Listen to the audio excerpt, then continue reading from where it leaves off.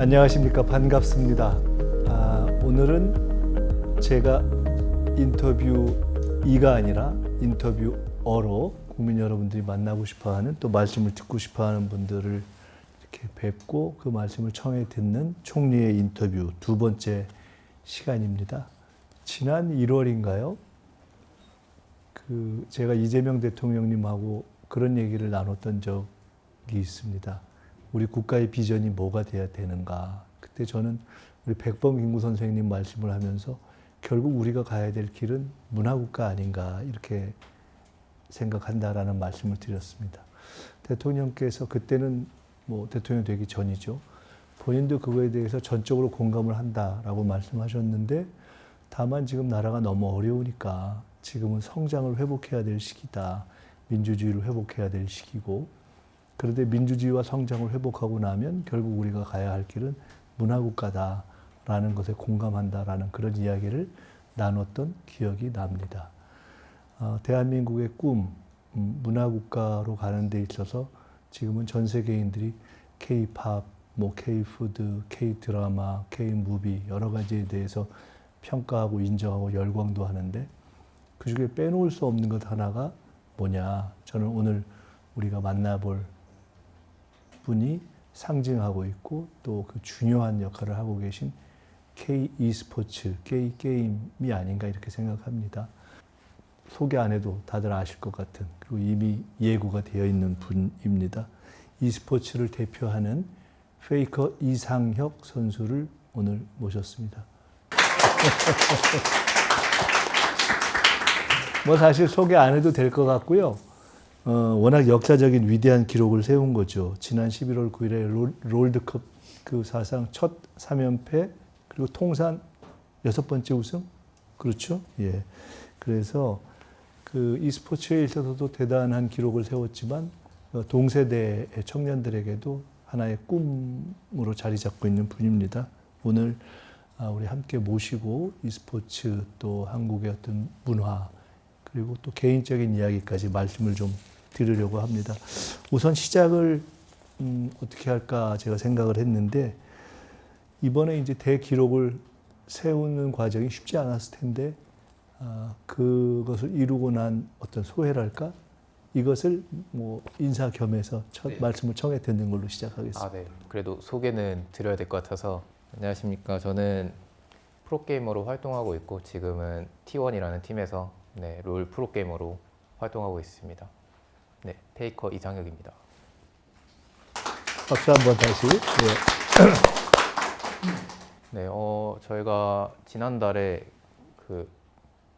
중국에서 열린 월즈에서 이번에 우승을 했는데, 사실 월즈 우승이 이제 프로게이머들에게는 되게 꿈만 같은 일이거든요. 근데 이번에 3번 연속으로 저희가 운 좋게도 달성을 해서 또 많은 분들이 축하를 해주셨는데, 저는 이제 그렇게 또 제가 프로게이머 생활을 하면서 이렇게 오랫동안 할지도 몰랐고, 이렇게 또 우승을 3번 연속으로 하게 될지도 몰랐는데 되게 감사하고 영광스러운 일이라고 생각하고 있습니다.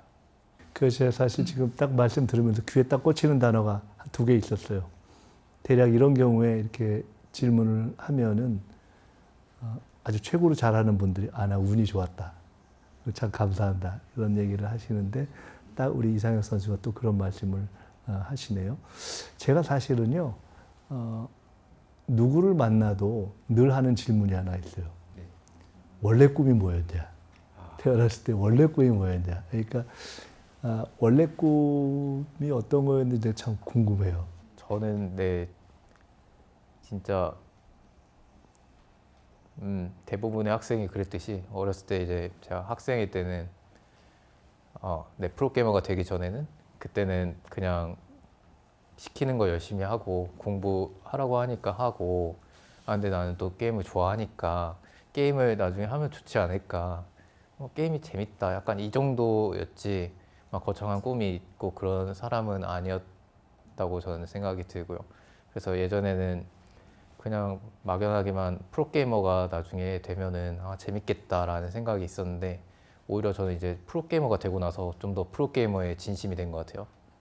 이제 프로게이머가 되고 나니까 이렇게 게임으로 또 먹고 살 수도 있고 많은 분들의 사랑을 받을 수도 있다니 너무 감사하고 좀 오히려 어렸을 때는 막연하게 그냥 게임만 하고 싶어서 프로게이머가 됐는데 프로게이머가 되고 나니까 너무 또 감사하고 그게 더 의미 있고 더 확실히 이게 내가 프로게임을 하면서 많은 분들께 좋은 영향을 드리는 게 나의 꿈이었구나라는 것을 좀 깨달은 거였습니다. 그러면은 꼭 우리 흔히 이런 거 있잖아요. 초등학교 때 이렇게 물어보면 당신 꿈은 뭐야? 대통령도 있고 뭐 여러 가지 있잖아요. 뭐 저 박사 뭐 이런 것도 있고 판사 이런 것도 있고 딱 그런 거는 아니었네요. 예, 그런 거는 뭐 근데 프로게이머라고 적기는 했는데 막 진짜 뭐 이거 내가 꿈이니까 해야겠다 이런 정도는 아니었고 저걸 하니까 적어야 원래도 돼. 그 네. 어릴 때도 물어보면은 게이머를 꿈으로 적기도 하고 그랬어요? 예, 게임을 좋아해서. 그러면은 근데 내가 꼭 될까 이런 거에 대한 확신이 있거나 그런 건 아니었지만 막연한 동경 네, 뭐 이런 건 있었네요. 네 맞습니다. 근데 그러면 오히려 이런 역으로 이렇게 질문하고 싶어지네요. 그럼 상당히 나 게임이 좋다. 그리고 뭐 프로게이머 이게 직업이 될 수 있을까는 모르지만 됐으면 좋겠다라는 동경도 있었어요.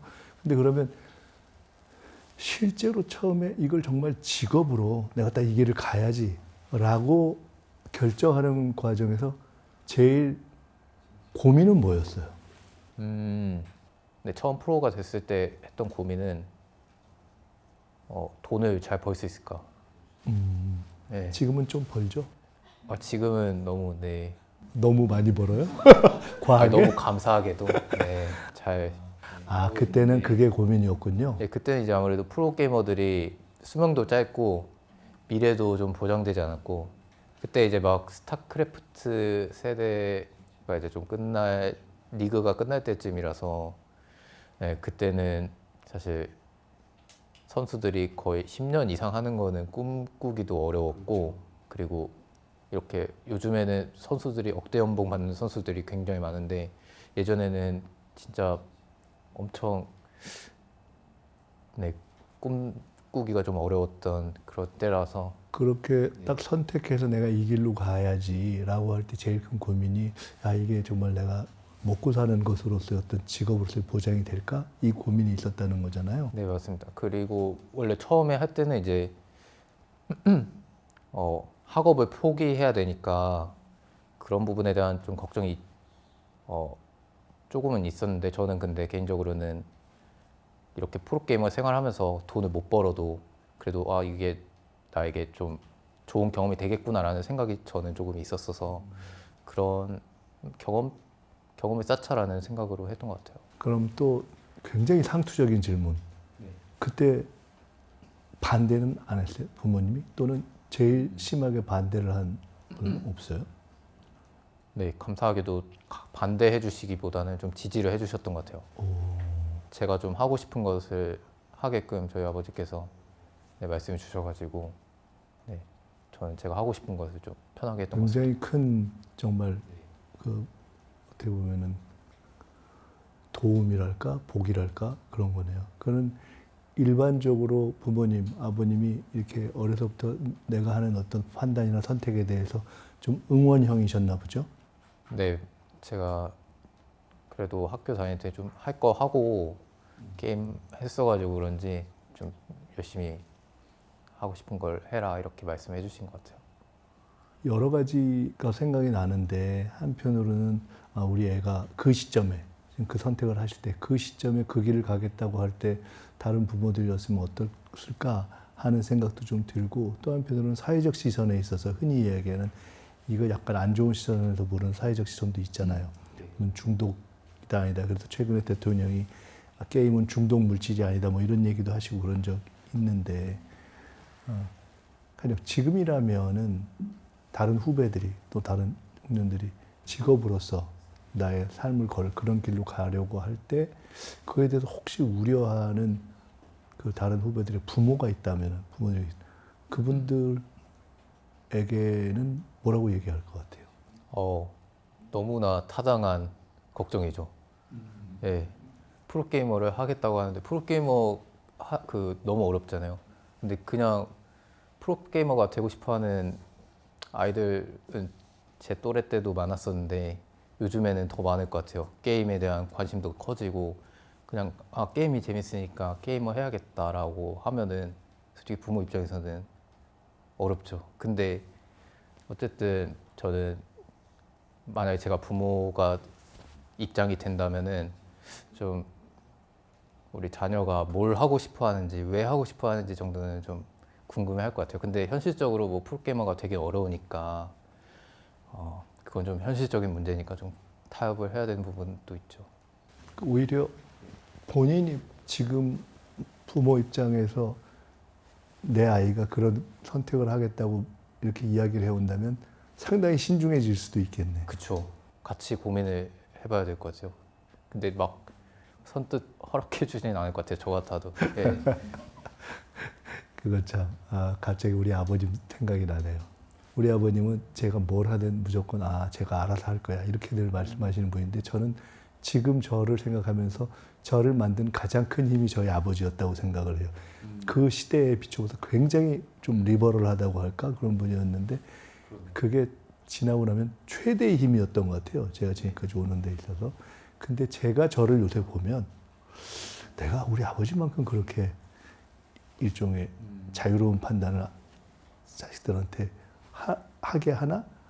제가 더 그걸 못 미칠 때가 있다고 생각이 드는데 본인이 생각할 때 아버님이 오히려 더 막 전적인 응원을 해줬다고 생각도 들 수 있겠네요. 네, 그런 것 같아요. 지금 저도 돌이켜서 생각해 보면은 그렇게 응원해주고 또 지지해주는 게 쉽지 않았을 텐데, 근데 또 저희 아버지께서 제가 얼핏 들은 걸로는 원래 야구 선수를 하고 싶어 하셨다고 하셨는데, 근데 다른 일로 하셨다고 그렇게 들었는데 그게 조금 마음에 걸리셔서 저를 좀 그래서 좀 응원해 주셨다 이런 걸 제가 본 적이 있거든요. 직접 들은 건 아닌데 아버지한테.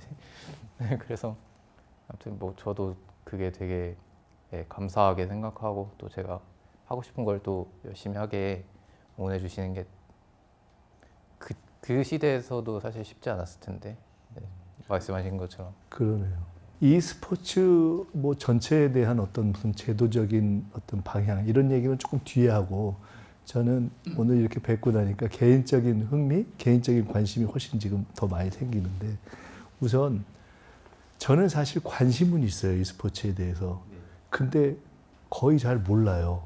근데 관심이 있어서 이번에 가령 지스타 부산을 갔었고 작년에도 가려고 했는데 그때는 계엄 직전에 뭐 정치 상황이 막 안 좋아서 정치하는 사람이 거기 가면은 조금 한가해 보인다고 사람들이 할 수 있어서 그때를 못 갔어요. 근데 이번에 이제 갔었거든요.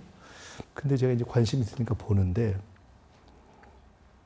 우리 어떤 언론의 평을 보니까 우리 이상혁 선수에 대해서 평하기를 쉽게 말해 탁월한 전략과 그 다음에 이 숙련도 이게 잘 종합된 아주 드문 케이스다 이렇게 얘기를 하더라고요. 근데 제가 저 스스로를 볼 때 이 스포츠에 대해서 내가 잘 엄두를 못 내는 거는 이걸 잘하면 이렇게 하면 잘할까 저렇게 하면 잘할까 생각은 좀 해볼 것 같은데 일단 나는 느려. 좀 둔해요. 그래가지고 나는 이거 잘하기 좀 쉽지 않겠구나 이렇게 생각을 하거든요. 근데 일단 본인 스스로 생각할 때 이 스포츠에서 이렇게 정상에 오른 가장 큰 본인의 자질, 그다음에 나는 어떤 선수다. 아까 얘기한 전략과 이 어떤 숙련도가 아주 종합된 드문 케이스다 이렇게 평가가 있는 본인 스스로 나는 어떤 선수다 이렇게 규정할 수 있어요? 규정한다면은 사실 전략적이고 뭐 숙련적이고 이런 것은 저도 사실 표면적인 결과라고 생각하고요.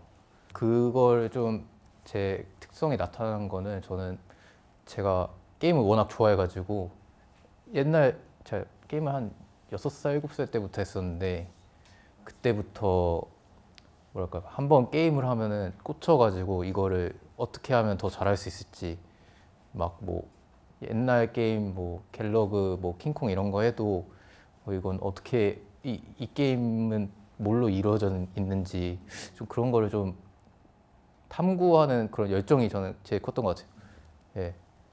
그냥 한번 꽂히면은 계속 뭐 몇 시간씩 계속 앉아 있고 좀 그런 게 컸던 것 같아요. 그렇기 때문에 좀 제가 뭐 게임을 하나를 하더라도 계속 연구하면서 좀 전략적인 것도 좀 많이 좀 생기고 좀 발전하는 게 중요했던 것 같아요. 기본적으로 일종의 표현한다면 집중력과 뭐 열정, 근데 그것을 더 집념이라고 할 수 있어요. 집념. 예. 그냥 딱 그걸 꽂히고.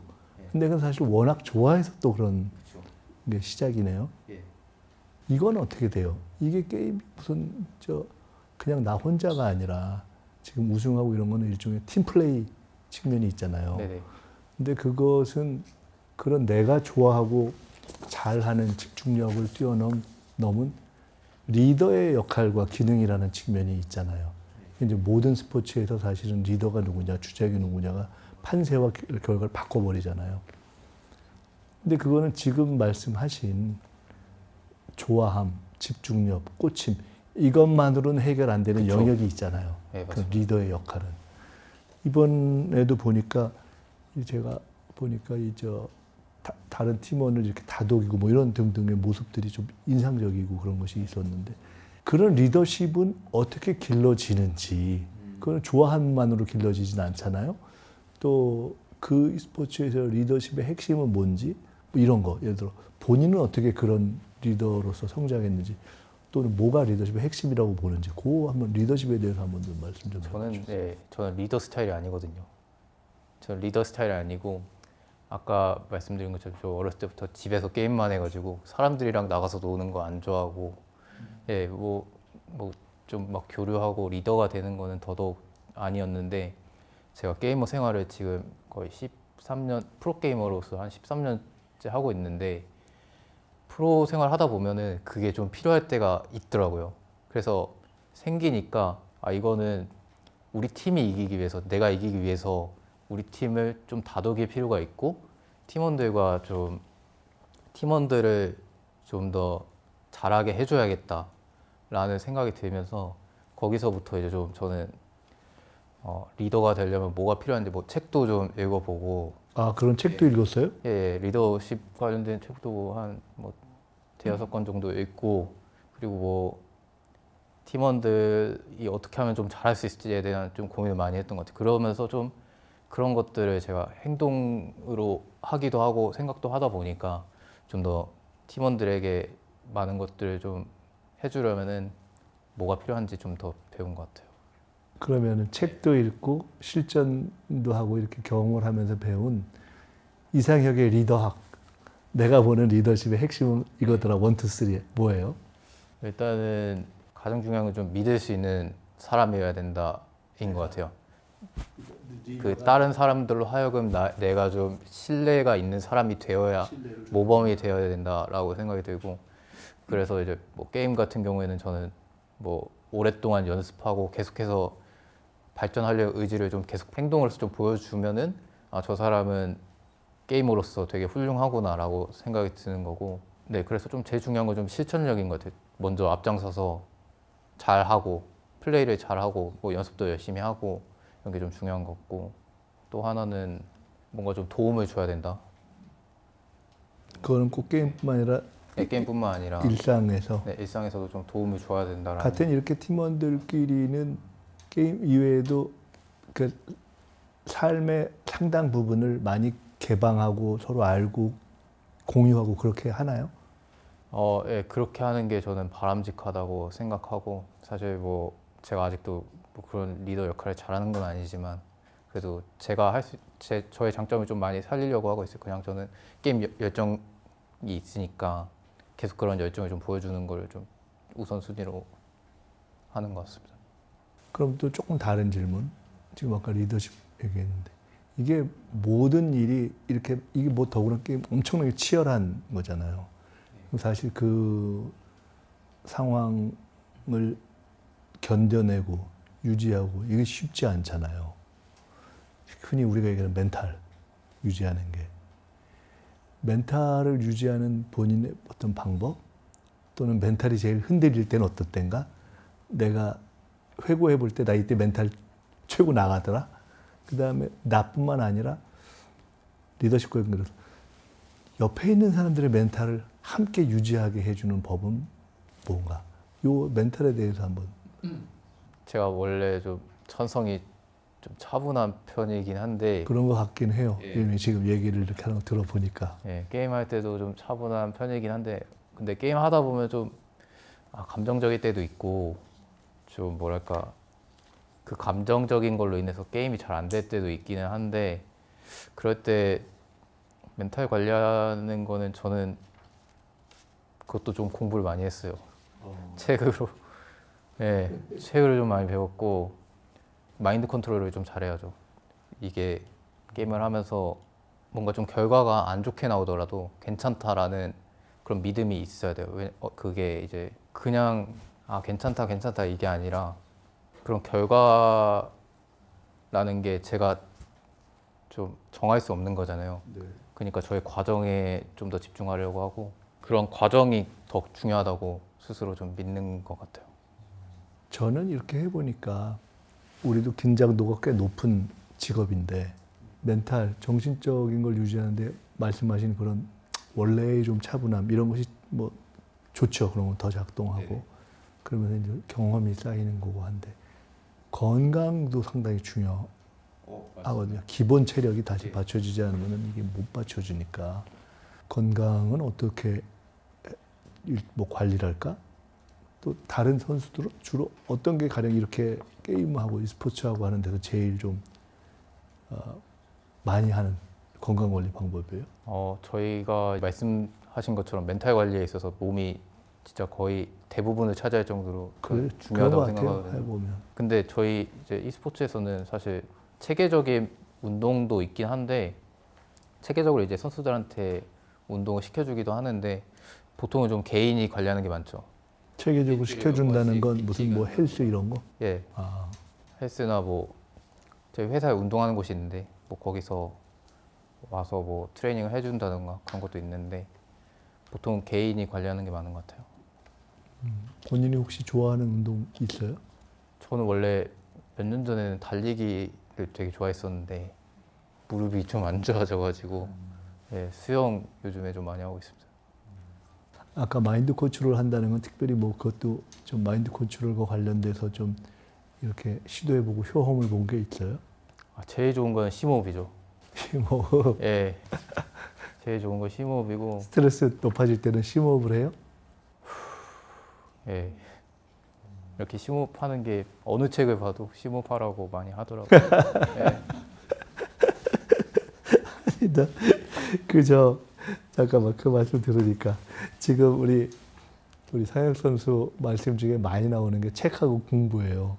그러니까 이제 어려움이 있으면은 사람마다 스타일이 있는데 이렇게 그거를 책을 골라서 책을 쭉 어려운 문제가 있으면은 이것과 관련된 책들이 뭐 있나 해서 책을 쭉 찾아보고 그걸 쭉 독파하고 정리 해석을 해보고 혹시 그런 스타일 아니에요? 네, 맞아요. 그런 스타일일 것 같아. 저도 그런 스타일이라고까지 얘기하긴 그렇지만은 있으면은 책 쭉 골라보고 이런 스타일인데 여기 사실 제가 책을 몇 권 이게 영상에 나오라고 갖다 놨는데 아마 이게 다 제가 자료를 보다 보니까 우리 서혁 선수가 최근에 추천한 책들이에요. 이게 보니까 국립중앙도서관에서 진행되는 한국인의 책장 특별전을 통해서 여기 놔뒀는데 내가 틀릴 수도 있습니다. 우리는 왜 잠을 자야 할까? 이 책 제목 보고 뻥 터졌는데 그 공부와 책 이건 어릴 때부터 그랬어요? 아니요. 그 어릴 네. 때부터 그런 건 또 아니에요? 제가 진짜 어렸을 때 책을 한 권도 안 읽었는데 어릴 때부터 책을 좋아했다 또 이런 건 아니에요. 그런 위인전에 나오는 그런 케이스는 아니네. 네, 그런 케이스는 아니고요. 그러니까 프로 생활 제가 13년 했는데 한 중간 정도부터 책을 좀 많이 읽었어요. 그거 참 독특하네. 그거 쉽지 않은데. 처음에는 이제 책 읽은 게 제가 학교도 고등학교 중퇴하기도 했고 좀 배워야겠다, 좀 머리에 뭐 좀 넣어야겠다 이렇게 책을 읽은 건데 읽다 보니까 되게 재밌기도 하고 그리고 뭔가 마음이 편해지기도 하고 또 제가 프로게이머를 하면서 뭔가 한 권 한 권에 게임에 적용시킬 수 있는 게 있구나라는 게 좀 있었어요. 어떤 책을 읽어도 아 이렇게 좀 생각할 수 있거나 좀 생각할 수 있는 범위가 커지는 느낌이 되게 좋았어가지고 그래서 프로게이머를 하면서 점점 더 많이 읽게 된 것 같아요. 그것도 참 그렇게 책을 보통 어려서부터 좋아하는 사람들이 책을 계속 읽고 보통 그런 경우가 많은데 그것도 참 일반적이진 않네요. 근데 그러면 이렇게 이거 한번 책을 얼마나 읽어요? 흔히 뭐 내가 한 주에 대략 몇 권 읽는 것 같다, 뭐 한 달에 몇 권 읽는 것 같다, 하루에 한 권씩 읽는 것 같다. 이건 어때요? 제가 많이 읽진 않는데 좀 꾸준히 읽는 것 같아요. 뭐 1년에 한 보통 20권 정도는 읽었던 것 같은데 많이 읽는 편은 아니고 근데 좀 한 달에 한두 권 정도네 지금 들어보면. 네네 뭐 해마다 다른 것 같아요. 올해는 근데 많이는 못 읽었고 작년이나 재작년에는 뭐 한 30권, 뭐 40권 이렇게 읽었던 것 같은데 그러면은 좀 정독 스타일인가요? 예 좀 이렇게 꾸준히 해서 그 책 한 권 다 읽고 좀. 저는 이제 앞에 그 뭐 뒤에 추천사부터 앞에 그 소개 있잖아요. 이렇게 그러면은, 백갈피에 네. 있는 거 뭐. 아, 이 저자가 뭐 하시는 분이구나. 거기부터 읽고 목차 읽고 차례로 읽습니다. 그래서 다 꼼꼼히 읽는 그런 스타일이군요. 네, 저는 그렇게 읽습니다. 책 고르는 거는 미안해요. 내가 나도 이 책방 가서 이렇게 책 보는 거 좋아해가지고 책과 관련된 다양한 면을 좀 알고 싶어져서 책 고르는 거는 본인이 책방 가서 골라요? 처음에는 이제 서점 가서 네, 되게 재밌어 보이는 걸로 읽다가 근데 요즘에는 팬분들이 워낙 책 선물을 많이 해주셔가지고 서점에 갈 일이 없습니다. 그러면 지금 요 최근에 읽은 걸로 보이는 이 세 권, 왜 잠을 자야 할까, 인스타 브레인, 내가 틀릴 수도 있습니다.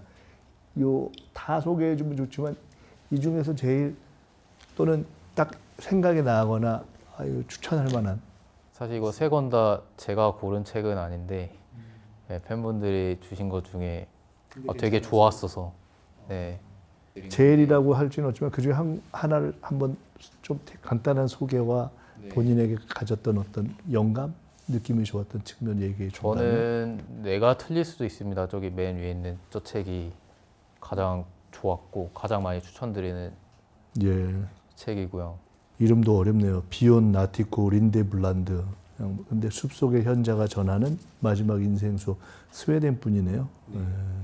혹시 읽어 보셨나요? 저 못 봤어요. 아 정말요? 네. 이거는 상당히 약간 에세이 비슷한 그런 거네요. 지금 보니까. 에세이인데 속세의 삶을 살다가 직장인이셨는데 굉장히 높은 곳까지 올라간 직장인이신데 좀 내던지고 산 속에 들어가서 수행하는 그런 내용. 근데 저는 인사이트를 되게 많이 얻었어가지고 프로게임을 하면서 좀 마인드 컨트롤하는데도 도움이 많이 됐던 것 같아요.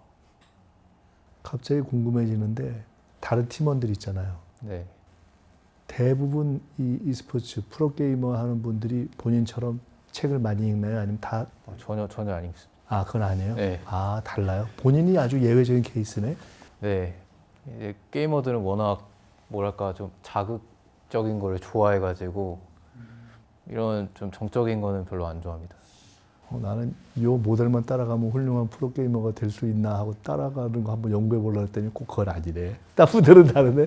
그러면은 다른 분들은 책을 꼭 많이 읽는 것도 아니고 이렇게 마인드 컨트롤하는 방법도 좀 다르고 그럼 그것도 일반화하기는 좀 어려워요? 아니면 대부분이 많이 쓰는 방법이 있나요?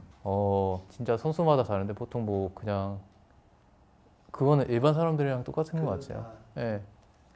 그냥 뭐 자기 좋아하는 거 뭐 여행 가는 거 좋아하는 친구도 있고 그냥 집에서 누워서 유튜브 보는 거 그야말로 개인적인 스타일. 프로게임에 딱 특화된 특정한 어떤 거라고 보기는 어렵다. 이건 어떻게 되나요? 책 공부 이런 걸 내가 좋아하는 게임을 하면서 또 그 리더십을 또 발휘하면서 그것이 필요하다고 생각해서 이렇게 해간 케이스예요. 그러면 네. 또 우리가 하나 일반적으로 얘기하는 멘토, 존경하는 사람 또는 멘토. 제가 이거 왜 여쭤보냐면은 인터뷰인가 어디서 제가 얼핏 보니까 할머니 말씀도 많이 하시고 그랬던데 혹시 할머니가 그런 본인에게 있어서 그러한 어떤 역할로 계신 분인 건지 하여간 또는 이 세계에서 프로게임을 하면서 어떤 롤 모델이 있었는지 그런 일종의 멘토랄까? 그건 어때요? 네, 제가 어렸을 때부터 할머니랑 아버지랑 이렇게 동생이랑 같이 살았었는데 지금 와서야 이제 느끼는 건데 할머니랑 이제 아버지가 되게 저를 많이 지지해 주셨구나라고 생각이 들고 할머니도 예, 제가 뭐 밤늦게까지 게임하고 있어도 뭐 막 잔소리 안 하시고 혹시 예, 관심이 없어서 그런 건 아니었어요? 아니에요. 아, 그건 전혀 아니에요? 예, 그 집 특이하네.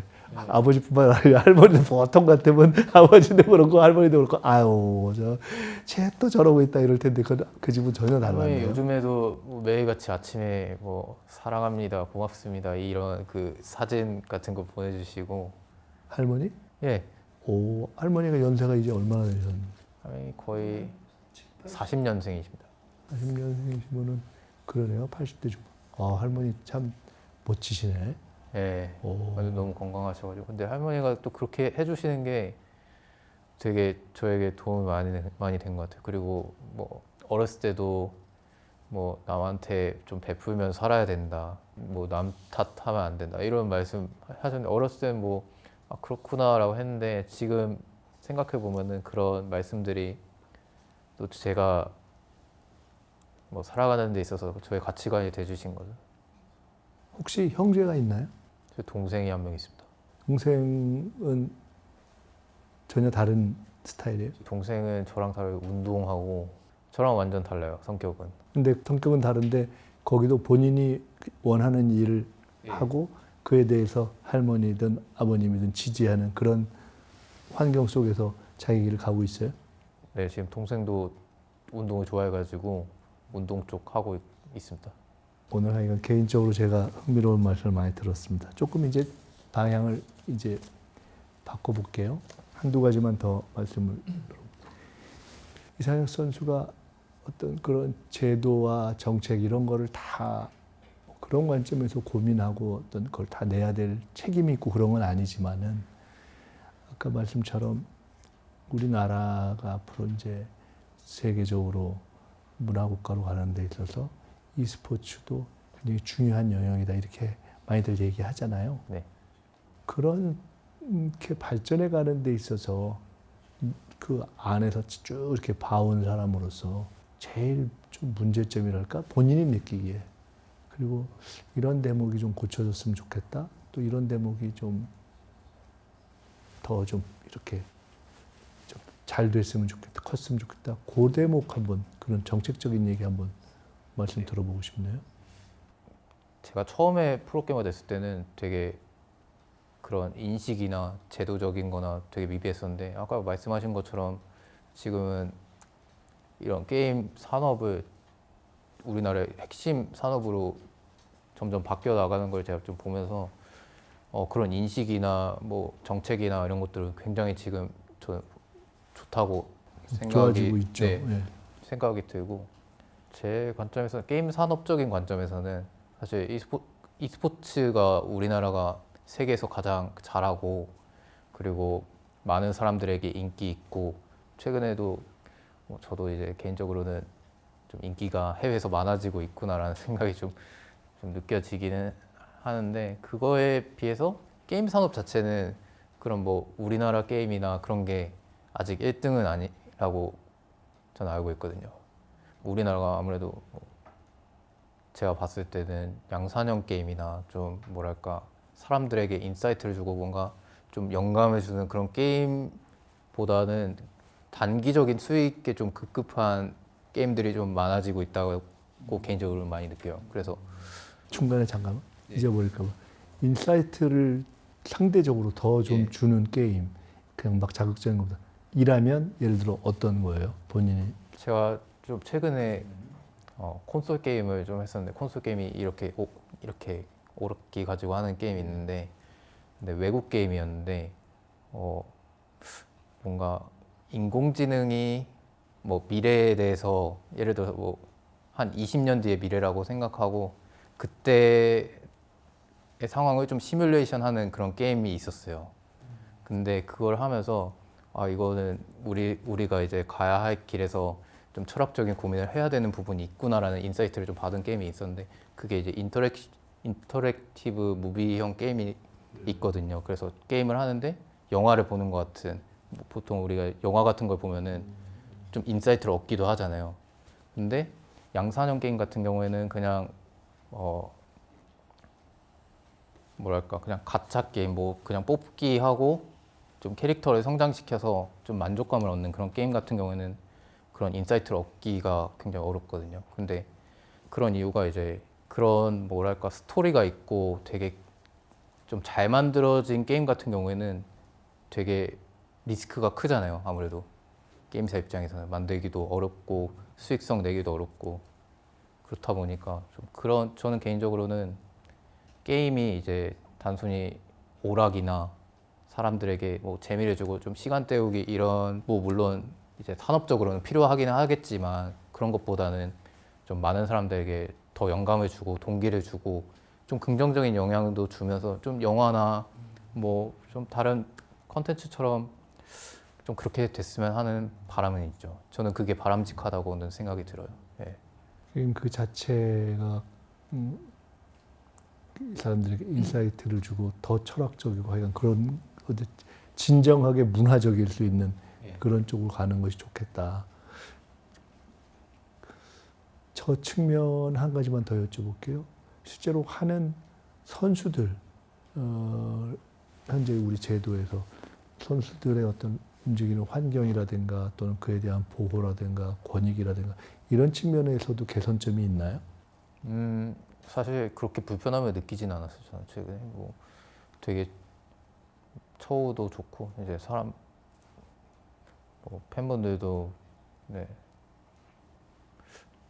뭐 산업적인 측면에서 뭐 대회도 요즘에는 되게 많이 개최되고 있고, 그리고 아카데미나 뭐 그런 시스템적으로 많이 발전하고 있다고 느껴서 그런 부분에 대해서는 깊게 생각해 본 적은 지금은 없는 것 같아요. 시간이 제법 지났기 때문에 저 이제 거의 마무리해야 될 때가 된 것 같은데, 제가 말씀 듣다가 마지막에 하나 또 귀에 꽂혀서 팬. 이 저 생활을 하면서 팬의 의미는 뭐예요?